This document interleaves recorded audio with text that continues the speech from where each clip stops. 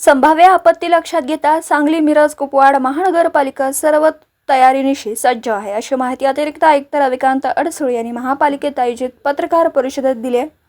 यावेळी अडसूळ म्हणाले की आयुक्त शुभम गुप्ता यांच्या सूचनेनुसार मनपाकडून संभाव्य आपत्ती काळात पूरबाधित नागरिकांसाठी 36 निवारा केंद्र सज्ज ठेवण्यात आले।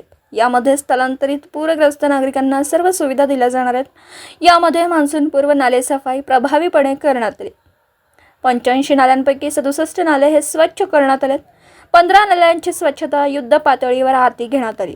याच अनुषंगाने मनपा क्षेत्रातील 250 धोकादायक इमारतींना नोटिसा देण्यात आल्या। यापैकी 24 इमारती निष्कासित करण्यात आल्या। मुंबईतील होल्डिंग दुर्घटनेनंतर 30 विनापरवाना होल्डिंग महापालिकेकडून निष्कासित करण्यात आले। याचबरोबर महापालिकेच्या अग्निशमन आणि आणीबाणी सेवा विभागाच्या वतीने 7 मे रोजी आयर्विन पूल येथे आपत्ती मदत साहित्यांचे मॉक ड्रिल घेण्यात आलं। तसेच महापालिकेकडून 24/7 वॉर रूम सुरू करण्यात आली असून 4ही प्रभागात अशा वॉर रूम सुरू करण्यात आल्या।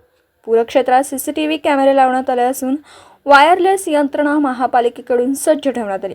पूरस्थिती उद्भवल्यास नागरिकांनी बाहेर पडताना किंवा निवारा केंद्रात जाण्यापूर्वी घरातील मौल्यवान वस्तू, महत्त्वाची कागदपत्रे, स्वयंपाक साहित्य, औषधे, कोरडे खाद्यपदार्थ या साहित्याची एक पिशवी करून ती सोबत घ्यावी, असं आवाहनही अतिरिक्त आयुक्त रविकांत अडसूळ यांनी केलं।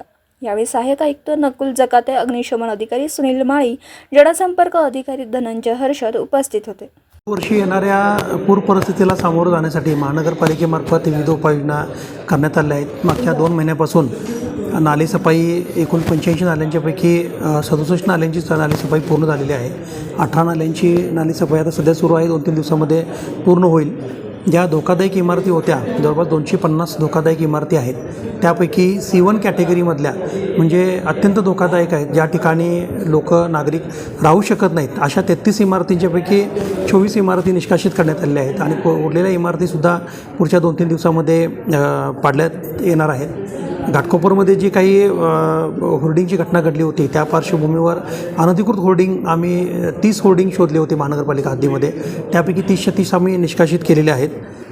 या तयारीचा भाग म्हणून आम्ही मॉकड्रिलसुद्धा घेतलेला आहे, ज्याच्यामध्ये उपलब्ध असणारी साधनसामुग्री आणि नियुक्त केलेला कर्मचारी यांचा स्टाफ आणि हँड्स ऑन ट्रेनिंग आम्ही घेतलेलं आहे। महानगरपालिकेची सुसज्ज अशी वॉर रूम मंगलधाम इमारतीमध्ये आहे। 24 तास आपत्ती व्यवस्थापन कक्ष आहे।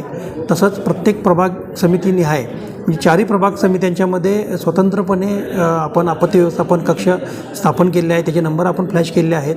त्यामुळे नागरिकांना ज्या ज्यावेळी मदतीची आवश्यकता असेल तर त्या नंबरला संपर्क साधून मदत मागू शकतात। त्याचबरोबर जी 36 निवारा केंद्र आहेत, तर निवारा केंद्राचीसुद्धा पाहणी करण्यात आलेली आहे। त्या ठिकाणी ज्या काही आवश्यक उपाययोजना करणं असेल, म्हणजे काही ठिकाणी गळती आहेत, लाईटची व्यवस्था नाही आहे, शौचालयाची व्यवस्था नाही आहे, अशा ठिकाणच्या उपाययोजनासुद्धा पुढच्या 2-3 दिवसामध्ये पूर्ण करून निवारा केंद्रही सुसज्ज राहतील आणि नागरिकांना जर का शिफ्ट करायची वेळ आली तर त्या ठिकाणी त्यांना चांगल्या प्रकारच्या सुविधा देता येतील, अशा प्रकारच्या उपाययोजना महानगरपालिकेमार्फत करण्यात आलेल्या आहेत। तसेच NDRFच्या माध्यमातून, टीमच्या माध्यमातून 18 ते 21 जूनच्या दरम्यान प्रशिक्षण आयोजित करण्यात आलेलं आहे। जवळपास 100 अधिकारी कर्मचाऱ्यांना आपण महानगरपालिकेमार्फत आणि NDRFच्या मार्फत प्रशिक्षण देणार आहोत, जेणेकरून चांगल्या पद्धतीनं बचाव कार्य तांत्रिकदृष्ट्या होईल, याबाबत सर्व नियोजन करण्यात आलेलं आहे। ज्यावेळी पूर पातळी वाढते आणि स्थलांतरित व्हायची वेळ येते, त्यावेळेला बऱ्याच वेळा काही आपल्या जीवनावश्यक वस्तू, औषधं असतील किंवा काही कागदपत्र असतील, बऱ्याच वेळा ते घरात राहण्याची शक्यता निर्माण होते।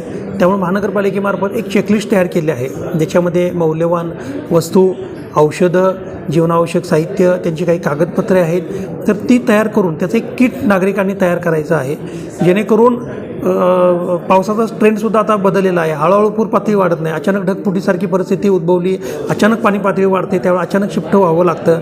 त्या दृष्टिकोनातून ते किट प्रत्येक नागरिकांनी आपल्या घरात ठेवावं, जेणेकरून प्रशासनाकडून त्यांना आवाहन करण्यात आल्यानंतर इमिडिएटली ते किट घेऊन त्यांनी स्थलांतरित होण्यासाठी मदत होणार आहे। तर त्यामुळं सर्व नागरिकांनी आपल्या घरी किट करून तयार ठेवायचं आहे।